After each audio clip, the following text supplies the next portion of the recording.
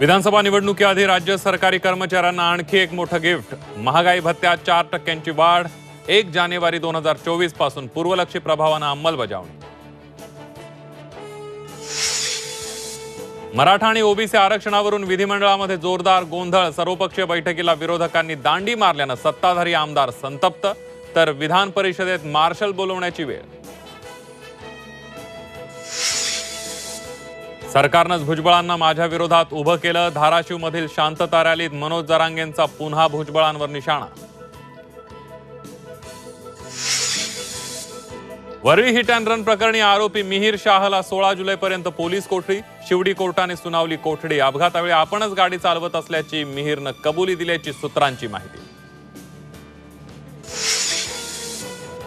पेडणे बोगद्यामध्ये पाणी। कोकण रेल्वेची वाहतूक पुन्हा ठप्प। कोकण रेल्वे मार्गावरच्या 13 गाड्या रद्द। 11 गाड्या अन्य मार्गे वळवल्या। कोकण कन्या तुतारी रात्री सावंतवाडीतून सुटणार।